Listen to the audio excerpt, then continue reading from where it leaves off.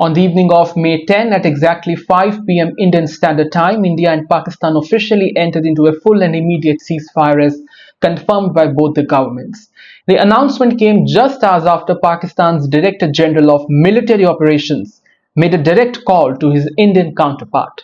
The agreement, brokered quietly over the previous 24 to 48 hours, has confirmed publicly by US President Donald Trump, who congratulated both countries for quote-unquote using common sense and great intelligence. But behind this moment of calm lies a powerful story of resilience, retaliation, and results. So let's rewind for a moment. Just 3 days ago, on May 7, India launched a precise and extensive military operation named Operation Sindhur in response to a gruesome terror attack in Pahalgam that killed 26 innocent civilians, innocent tourists in front of their family. The perpetrators were linked to a Pakistani-based terror group, TRF, the Resistance Front. What followed was not a symbolic warning, it was a decisive strike. After that, there was a significant escalation from Pakistan using hundreds of drones and other violations that put the complete Indian western frontier on red alert.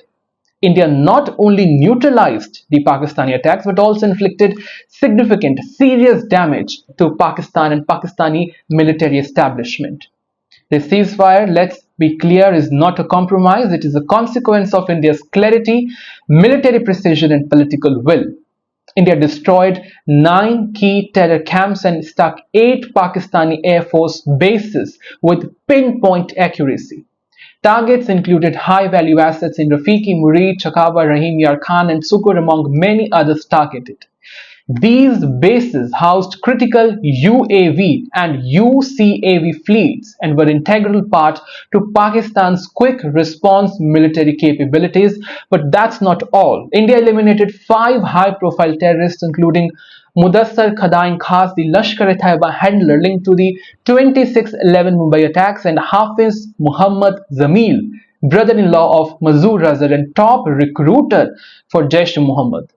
Also neutralized were terrorists including Yusuf Azhar of Kandahar hijacking fame, Abul Akasa, and Muhammad Hassan Khan, the son of Jaish operational head in POK, Pakistan-occupied Kashmir.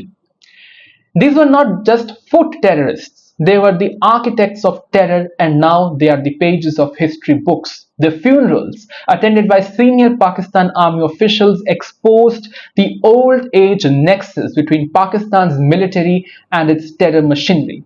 Indian intelligence even flagged an image where the coffin of one terrorist was draped in the Pakistani flag, undeniable proof of Pakistan's state sponsorship of terrorism. And who blinked first? Pakistan, definitely. It was not India that softened, it was Pakistan's DGMO who dialed New Delhi. It was Pakistan that asked for a halt to the strikes. India merely agreed conditionally. Let me be crystal clear here. This is a conditional ceasefire. There has been no change in India's position on the Indus Waters Treaty, a matter that remains under strategic review. More importantly, India has declared that any future act of terror will be treated as an act of war. No more restraint, no more surgical strikes in silence. India's new doctrine is loud and unmistakable. The United States may have played a crucial role behind the scene, a role of mediator. President Trump and Secretary of State Marco Rubio have confirmed as much, but official statements from India and Pakistan made no mention of American mediation. That is important to note.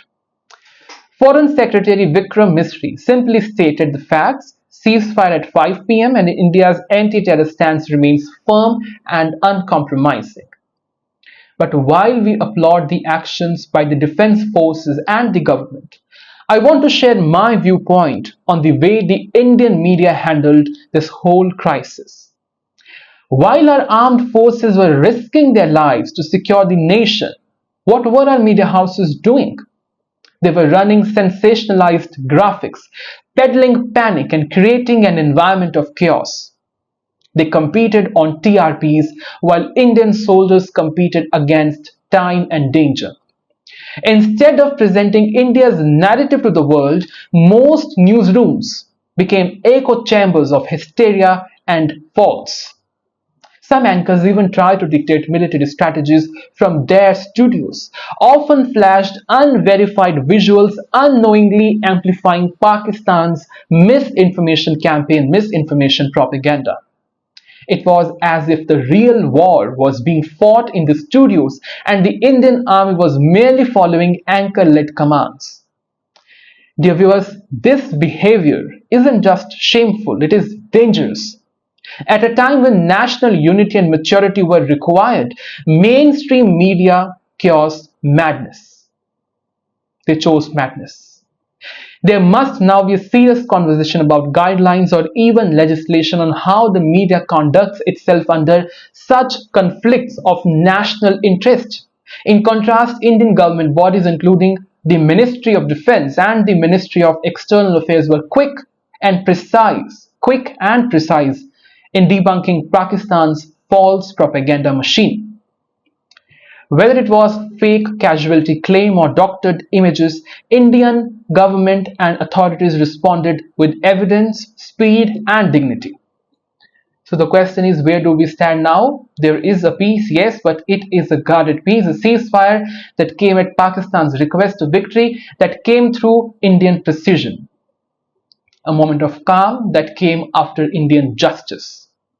In the coming days, we can expect some usual noise from the opposition, but as of now, citizens on both sides of the border sleep safer tonight.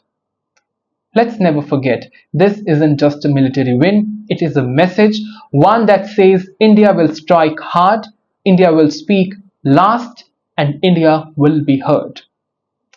And to the sensationalist media, the nation deserved maturity, not the melodrama.